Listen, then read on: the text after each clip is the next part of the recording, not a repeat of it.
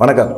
நேற்று சசிகலா புதுக்கோட்டையில் பேசியிருக்காங்க. பேசுனதில் பார்த்தீங்கன்னா, ஒரு பொதுக்கூட்டம் போல் போட்டு பேசியிருக்காங்க. அந்த பொதுக்கூட்டத்தில் அவங்க பேசுனது என்னன்னா, திமுகவை எதிர்த்து பேசுகிறாங்க. எதுக்காக திமுகவை எதிர்த்து பேசணும்? இப்போ இருக்கிற சூழ்நிலையில் திமுக அரசு நல்லா செயல்படுது, நல்லா செயல்படலை, அதை பற்றி விமர்சனம்லாம் சசிகலா பேச வேண்டிய அவசியமே இல்லை. அவங்க எடப்பாடி பழனிசாமிக்கு எதிராக தான் பேசணும். எடப்பாடி பழனிசாமி தனக்கு இழைக்கப்பட்ட துரோகங்கள், அவர் என்னென்ன சூழ்ச்சி பண்ணார், நான் அவருக்கு என்ன பண்ணேன், நல்லதெல்லாம் பண்ணேன், எனக்கு ஏன் அவர் துரோகம் பண்ணார், ஏன் என் முதுகில் குத்துனார் அப்படின்னு தானே அவர் பேசணும். ஆனால் சசிகலா அதை பேசாமல் எடப்பாடி பழனிசாமிக்கு ஆதரவு மனநிலையிலே இருக்கிறாங்க. திரும்ப திரும்பவும் எடப்பாடி பழனிசாமி ஆதரிக்கிற மாதிரியே அவங்க திமுக அரசை குற்றம் சொல்லி அவங்க விமர்சனம் பண்ணுறாங்க. இவங்களுக்கு என்ன, எடப்பாடி பழனிசாமி கூப்பிட்டு வச்சு பொதுச்செயலாளர் பதவியை கொடுக்க போகிறாரா, இல்லை பாஜக சசிகலா ஏற்றுக்க போகிறாங்களா? இல்லை அப்படிங்கிற ஒரு சூழ்நிலையில் இவங்க திமுக அரசை விமர்சனம் பண்ணி பேசுகிறது சரியில்லை அப்படின்னு சொல்லி சசிகலா ஆதரவாளர்கள் சிலரே கூட பேச ஆரம்பிக்கிறாங்க. ஏன்னா அதிமுக அப்படிங்கிறது எடப்பாடிக்கு சொந்தமான கட்சியே கிடையாது. அன்னைக்கு சசிகலா இல்லை அப்படின்னா எடப்பாடி பழனிசாமி முதலமைச்சர் ஆகிருக்கவே முடியாது. டிடிவி தினகரன் இல்லை அப்படின்னாலும் அவர் சசிகலாட்ட போய் டிடிவி தினகரன் ரெக்கமெண்ட் எடப்பாடி பழனிசாமிக்காக பண்ணலை அப்படின்னா கண்டிப்பாக எடப்பாடி பழனிசாமிக்கு முதலமைச்சர் வேட்பாளர் கொடுத்துருக்க மாட்டாங்க, முதலமைச்சர் பதவி கொடுத்துருக்க மாட்டாங்க.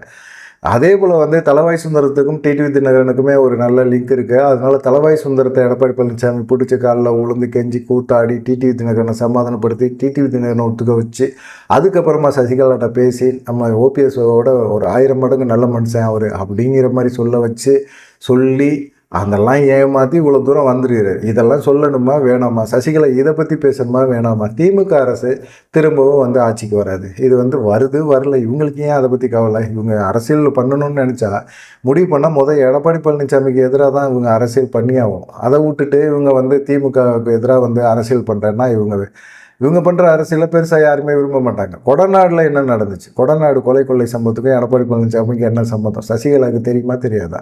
கண்டிப்பாக தெரிஞ்சிருக்கும். இல்லை இந்த வழக்கு விசாரணையில் இருக்குது, இது சம்மந்தமாக நான் பேச முடியாதனாலும் கொடநாடில் அப்போ முதலமைச்சராக இருந்த எடப்பாடி பழனிசாமி குற்றம் சாட்டியாவது பேசலாமா வேணாமா?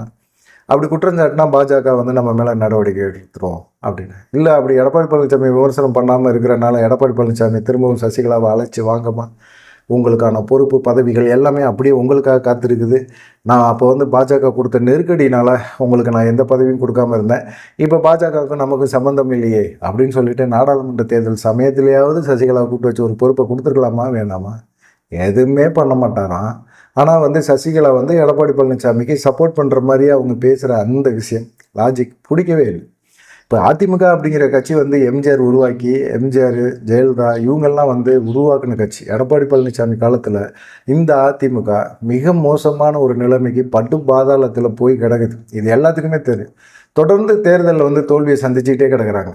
இன்றைக்கி கூட பார்த்தீங்கன்னா எடப்பாடி பழனிசாமியோட பையன் மிதுன் பனையூரில் விஜய்க்காக காத்திருக்கிறார். இது எதுக்கு?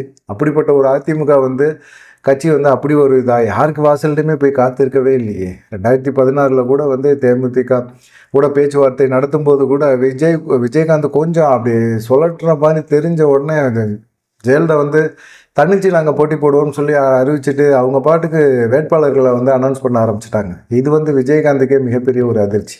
என்னடா இது, இந்த அம்மா இவ்வளோ போல்டாக இருக்குது, நம்மளை கூட்டணிக்குள்ளே வேணான்னு கூட நினைக்குது, நம்ம கூட்டணி இல்லாமல் அவங்க ஜெயிக்க முடியாது அப்படின்னு தெரிஞ்சாலும் மக்களை நம்பி நான் நிற்கிறேன், மக்களை தான் எனக்கு, மக்கள் தான், யாரோடையும் நான் கூட்டணி வைக்கிறதுக்கு விருப்பமே இல்லை எனக்கு, வந்தால் வாங்க, வரலைன்னா போயிட்டே இருங்க, நீங்கள் வந்தீங்கன்னா உங்களுக்கான பலனை நீங்கள் அடைய முடியும் அப்படின்னு தான் ஜெயலலிதா நினச்சிது.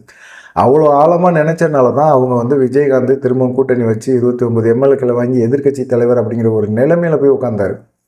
அன்றைக்கி அதிமுக இல்லை அப்படின்னா இது விஜயகாந்த் இந்த அளவுக்கு போய் உட்காந்துருக்கவே முடியாது. அதே போல் ஒரு தைரியம், போல்ட்னஸ் எடப்பாடி பழனிசாமிகிட்டே இல்லை. இப்போ விஜய் வீட்டு வாசல்லே போய் அவர் பையனை காத்திருக்க வச்சு பேசி எப்படியாவது கூட்டணியை முடிச்சுட்டு வாப்பா அப்படிங்கிற மாதிரி ஒரு கெஞ்சலோடு இருக்கிறாரு அப்படின்னா இதை விட அதிமுகவுக்கு என்ன கேவலம் இருக்குது? ரொம்ப கேவலமான ஒரு விஷயம். ஆனால் இவர் அதிமுக ஒருங்கிணைக்க மாட்டார். தினகரன், ஓபிஎஸ், சசிகலா அப்படின்னு சொல்லி தென் மாவட்டங்கள், டெல்டா மாவட்டங்கள் போன்ற வாக்குகளை பெற முடியாது அப்படிங்கிறதே நல்லா தெரியும். அதை எப்படி காம்ப்ரமைஸ் பண்ணுறது? விஜயை வச்சு நம்ம பண்ணுவோம் அப்படி. இப்போ தினகரனுக்கு இருக்கிற ஓட்டு, ஓபிஎஸ்க்கு இருக்கிற ஓட்டு, சசிகலாவுக்கு இருக்கிற ஓட்டு விஜயை வச்சு அவங்களால கரெக்ட் பண்ணிட முடியுமா? இல்லை விஜயும் ஒத்துக்குவாரா? அது வாய்ப்பே கிடையாது அப்படின்னு தான் சொல்கிறாங்க. இப்போ இவ்வளோ பேரையுமே கட்சியை விட்டு வெளியேற்றினதுக்கு யார் காரணம்? பாஜக தான் காரணம். பாஜக பேச்சை கேட்டு தான் இவர் இது பண்ணார் எடப்பாடி பழனிசாமி. ஆனால் இங்கிட்டு ஒரு சைடு அதிமுக தன்னுடைய ஓட்டு வங்கிகளை அப்படியே குறைஞ்சிக்கிட்டே போகுது. இது கண்டிப்பாக ஒரு எல்லையில் அதிமுக அப்படிங்கிற ஒரு கட்சி தான் இருக்கும். பேர் தான் இருக்கும், அதுக்கான சின்னம் ரெட்டைலை அப்படிங்கிற மாதிரி தான் இருக்கும், வேறு ஒன்றுமே இருக்காது. அப்படிங்கிற ஒரு சூழ்நிலை கொண்டு போய் எடப்பாடி பழனிசாமி விட்டுருவார். ஒற்றை தலைமை அப்படிங்கிறதுக்காக பாஜகவோட ஆதரவு எடுத்தார். கலையை பிடுங்குறேன்னு சொல்லிட்டு பயிரையே பிடுங்கி போட்டுட்டு இப்போ கலையெல்லாம் அதிமுகவுக்குள்ள வளர்ந்துக்கிட்டு இருக்கு. எவ்வளோ நாள் கலை வளர முடியும்? கலையினால் ஒன்றும் பிரயோஜனம் இல்லை அப்படின்னு தெரிஞ்ச பிறகு அந்த கட்சியை மீட்கிறது ரொம்ப கஷ்டமாக போயிடும். 53 வருஷ கட்சி, இந்த கட்சியோட ஆண்டுகளை கொண்டாடியாச்சு. எவ்வளோ பெரிய கட்சியை வந்து இன்னைக்கு அவர் எடப்பாடி பழனிசாமி பிரச்சார கூட்டங்களில் பார்க்கும்போது தாவேகா கொடியை பார்த்துட்டு கூட்டணிக்கு நாங்கள் பிள்ளையார் சொல்லி போட்டோன்னு பேசுகிறது அசிங்கமாக இல்லையா எடப்பாடி பழனிசாமிக்கு அப்படிங்கிற கேள்வியை தான் அதிமுகவினர் கேட்குறாங்க. யாருமே பெருசாக விஜய்கிட்ட வந்து கூட்டணி வைக்கணும் அப்படிங்கிறத தாண்டி இப்படி எடப்பாடி பழனிசாமி பேசுகிறது எங்களுக்கு அசிங்கமாக இருக்கியா? அது என்ன இது எவ்வளோ கேவலமாக? நாங்கள் பிள்ளையார் சொல்லி போட்டோம், விஜய் நம்ம கூட கூட்டணி வந்துடுவார், விஜய்க்காக நாங்கள் காத்திருக்கிறோம் அப்படிங்கிற ஒரு எண்ணத்தில் பேசுகிறது கட்சியை ஒரு நல்ல பாதையில் கொண்டு போகுமா? கொண்டு போகிறதுக்கு வாய்ப்பே இல்லை. தாவேகாவிட்ட விஜய் கூட வந்து எடப்பாடி பழனிசாமி கூட்டணியே வச்சாலும் விஜய் சொல்கிறது தான் கேட்கணும். எடப்பாடி பழனிசாமி சொல்கிறத விஜய் கேட்கவே மாட்டார். இன்றைக்கி யார் போய் எடப்பாடி பழனிசாமி மகன் போய் பனையூர் இல்லத்து வாசல்கிட்ட காத்து கிடக்கிறாரு அப்படின்னா, விஜய் வந்து எடப்பாடி வீட்டு வாசல்கிட்ட காத்து கிடக்கிறாரு, இல்லை எடப்பாடி அதிமுக தலைமை அலுவலகத்தில் போய் காத்து கிடக்கிறாரா? இல்லையே. அப்போ யார் பேச்சை கேட்க வேண்டிய ஒரு சூழ்நிலையில் இப்போ மாறி போய் கிடக்குது. கேவலமாக இல்லையா இது? அப்படிங்கிற ஒரு ஸ்டைல் தான் எல்லாருமே கேட்குறாங்க. கட்சியை வளர்க்குறதுக்கு எம்ஜிஆர் எவ்வளோ கஷ்டப்பட்டார், எவ்வளோ பண்ணார், அதிமுக தொண்டர்கள் என்ன பண்ணார்? இவர் எடப்பாடி பழனிசாமி அதிமுக தொண்டர்கள் நம்பலை. நம்ம கூட்டணி வைப்போம், அவங்க கூட்டணிக்காரங்க நம்மளை ஜெயிக்க வைப்பாங்க, நம்மளை முதலமைச்சர் ஆக்குவாங்க, நம்ம வந்து அதுக்கப்புறமா உட்காந்து ஜாலியாக உட்காந்து முதலமைச்சர் பதவியில் உட்காந்து அனுபவிப்போம் அப்படின்னு நினைக்கிறேன். யாருமே அப்படிலாம் தூக்கி கொடுத்துட்டு போக மாட்டாங்க. விஜயை பொறுத்த வரைக்கும் அவர் சிம்பிளாக நீங்கள் யாருமே எடை போடவே முடியாது. விஜய் வந்து கரூர் சம்பவத்துக்கு நாங்கள் சப்போர்ட் பண்ணோம், விஜய் கேட்டார் அவங்கள்ட்ட சப்போர்ட் பண்ணுங்கன்னு, விஜய் கேட்கவே இல்லைல்ல. பாஜக ஒரு சைடு நாங்கள் சப்போர்ட் பண்ணுறோன்னு அவங்களா வாலண்டியராக இறங்குறீங்க. எதுக்காக இறங்குறீங்க? விஜய்க்கு பலம் இருக்குது, விஜய்க்கு மக்கள் மத்தியில் செல்வாக்கு இருக்குது, விஜய்க்கு நம்ம கஷ்டப்படும் போது நம்ம ஆறுதல் சொல்கிறோம், கை கொடுக்குறோம். இதை வந்து கண்டிப்பாக அவர் வந்து நமக்கு திருப்பி கொடுப்பார். எப்படி கொடுப்பாரு? இது அரசியல். இந்த அரசியலில் வந்து விளையாண்டு தான் ஆகணும், வேறு வழியே கிடையாது. இதெல்லாம் வந்து நீங்கள் எதுக்காக கை கொடுக்குறீங்க, எப்போ கையை விடுவீங்க, எல்லாமே விஜய்க்கு தெரியாமலாம் இல்லை, விஜய் கண்டிப்பாக தெரியும். ஆனால் இவர் டக்குன்னு உடனே ஏதாவது பதில் சொல்லிட்டாரு அப்படின்னா கண்டிப்பாக விஜயோட எதிர்காலம் போயிடும். விஜயை பொறுத்த வரைக்கும் சொல்கிறது ஒரே விஷயந்தான். எடப்பாடி பழனிசாமி பையனாக இருந்தாலும் சரி, எடப்பாடி பழனிசாமிக்கு பேசக்கூடிய தொழில் அதிபர்களாக இருந்தாலும் சரி, எல்லாத்துட்டையுமே அவர் சொல்கிறக்கூடிய ஒரே ஒரு விஷயம் என்னென்னா, கூட்டணி வைக்க அதிமுகவோட கூட்டணி வைக்க ரெடி, ஆனால் பாஜக விட்டு வெளியே வரணும். நான் பாஜக கொள்கை எதிரின்னு சொல்லியிருக்கேன். பாஜக விட்டு வெளியே வந்தார்னா நான் பேச தயார். அதே சமயத்தில் நாங்கள் கேட்குற தொகுதிகளை கொடுக்கணும், நாங்கள் கேட்குற பதவிகளை கொடுக்கணும். எடப்பாடி பழனிசாமியை முதலமைச்சராக ஏற்றுக்கிறோமா இல்லையாங்கிறத அதுக்கப்புறமா நாங்கள் சொல்கிறோம் அப்படிங்கிற மாதிரி தான் அவங்க தரப்பில் சொல்லியிருக்காங்க. இதை ஏற்றுக்க முடியுமா எடப்பாடி பழனிசாமினால்? பாஜக விட்டு வெளியேற முடியுமா? இல்லை தேர்தல் நெருக்கத்தில் பாஜக விட்டு வெளியேறிடுவேன் அப்படின்னு எடப்பாடி பழனிசாமி எந்த உத்தரவாதம் கொடுக்க முடியுமா? பாஜக உளவுத்துறை வச்சுருக்குது. எடப்பாடி பழனிசாமி என்ன பண்ணுறாரு, என்ன பேசுகிறாரு அப்படிங்கிற விஷயத்தில் அவங்களும் கண்காணிச்சுட்டே தான் இருப்பாங்க. எடப்பாடி பழனிசாமி மேலே அவங்களுக்கு வந்து முழு நம்பிக்கை இல்லை. எடப்பாடி பழனிசாமி நம்பி அவங்க இல்லை அப்படிங்கிற ஒரு சூழ்நிலையிலும் இருக்காங்க. அண்ணாமலையை வந்து தூக்கின பிறகு பாஜகவோட வளர்ச்சி பெருசாக இல்லை. இப்போ நயினா நாகேந்திரன் மாநில தலைவராக வச்சுருக்கிறதுனால அவர் எடப்பாடி பழனிசாமியை கண்காணிச்சுக்கிட்டே தான் இருக்கிறார். அவர் எடப்பாடி பழனிசாமி என்ன பேசுகிறாரு, என்ன செய்கிறாரு, என்ன செய்ய போகிறாரு அப்படிங்கிறது முதற்கொண்டு எல்லாமே அவங்க கண்காணிச்சுக்கிட்டே தான் இருக்கிறாங்க.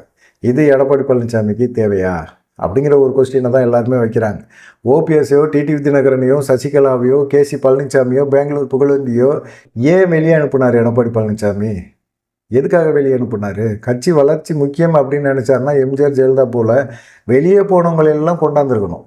எனக்கு ஒற்றை தலைமை வேணும், எனக்கு எதிரியே இருக்கக்கூடாது, கட்சிக்குள்ளே எனக்கு எதிராக சீனியர்கள் யாருமே இருக்கக்கூடாது, செங்கோட்டையன் முதற்கொண்டு எல்லாத்தையுமே வெளியேற்றுறாரு அப்படின்னா அவர் செங்கோட்டையனுக்கு பாஜக மேலிடம் வந்து ஏதோ ஒரு இது கொடுத்துருப்பாங்க, உத்தரவாதம் கொடுத்துருக்குறாங்க. உத்தரவாதம்னா என்ன? அவங்களுடைய என்டிஏவோட தலைமையில் தேர்தலை சந்திக்கக்கூடிய இன்றைக்கி அதிமுக தலைமையில் தமிழ்நாடை பொறுத்த வரைக்கும் என்டிஏ கூட்டணி தேர்தலை சந்திக்கும் அப்படின்னு அமித்ஷா சொல்லுவார். ஆனால் முதலமைச்சர் வேட்பாளர் எடப்பாடி பழனிசாமி தான் அப்படிங்கிற விஷயத்தை வந்து இன்ன வரைக்குமே சொல்லவே இல்லையே, சொல்லவும் மாட்டார், சொல்லவும் கூடாது. அவரை பொறுத்த வரைக்கும் அவங்கெல்லாம் என்ன நினைப்பாங்க அப்படின்னா, கண்டிப்பாக ஒரு நாள் இந்த கூட்டணி தலைமை வந்து மாறுறதுக்கு வாய்ப்பு இருக்குது, முதலமைச்சர் வேட்பாளர் யார் அப்படிங்கிறதும் மாறுறதுக்கு வாய்ப்பு இருக்குது அப்படின்னு சொல்கிறாங்க. ஆனால் வந்து எடப்பாடி பழனிசாமி கட்சியை பலப்படுத்துறதை விட்டுட்டு கூட்டணிக்காக கெஞ்சிக்கிட்டு இருக்காரு அப்படிங்கிற ஒரு விஷயமும். அது இல்லாமல் பார்த்தீங்கன்னா எடப்பாடி பழனிசாமியை 2021 தேர்தலுக்கு அப்புறம் ஓபிஎஸ் இருந்த போது கூட அவரால் பெரிய அளவில் வெற்றி பெற முடியாது. வெறும் 75 தொகுதிகளில் மட்டும்தான் வெற்றி பெற முடிஞ்சது அப்படிங்கிறது இது. அதுக்கப்புறமா பார்த்தீங்கன்னா அவரால் கட்சியை பலமான ஒரு கட்சியாக வளர்க்கவே முடியல. நிறைய கூட்டணி கட்சிகளும் இப்போ விலகி ஓடிட்டாங்க. எல்லாருமே எடப்பாடி பழனிசாமி கிட்ட ஒரு செல்வாக்கான ஒரு ஆளுமையான ஒரு தலைவர் கிடையாது அப்படிங்கிறனால எல்லாருமே ஓடிட்டாங்க.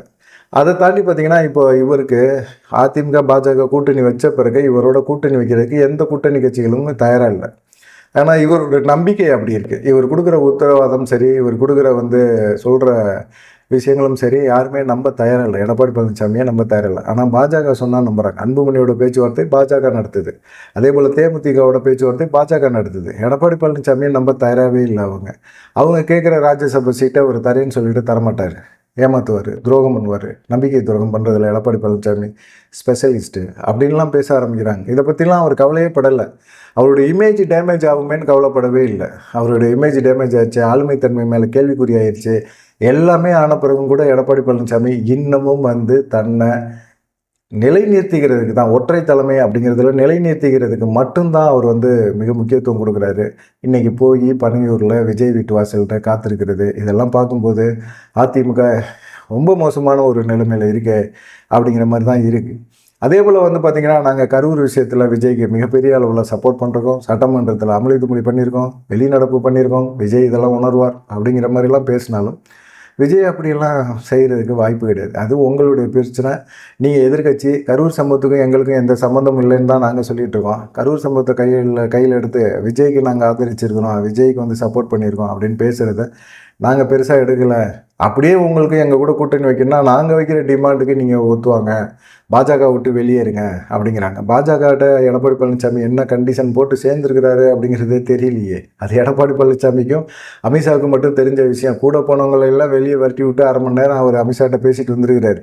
அப்படி இருக்கும்போது இந்த கூட்டணியை விட்டு உடச்சி வந்தார் அப்படின்னா அவர் நிம்மதியாக இருக்க முடியுமா? அவர் குடும்பம் குட்டியெல்லாம் எல்லாத்தையும் தூக்கி உள்ளே போட்டுருவாங்களே, அது ஒரு பயம் அவருக்கு இருந்துக்கிட்டே இருக்குது.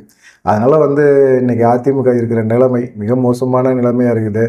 கடந்த ஏப்ரல்லேருந்து பார்த்திங்கன்னா பாஜக அதிமுக கூட்டணியோட பேச்சுவார்த்தை நடத்துறதுக்கு எந்த கூட்டணியுமே இல்லை. குறிப்பாக எடப்பாடி பழனிசாமி யாரோட பேச்சுவார்த்தை நடத்தணுன்னாலும் யாருமே அவர் கூட பேச்சுவார்த்தை நடத்துறதுக்கு தயாராக இல்லை அப்படிங்கிறது தெளிவாக தெரியுது.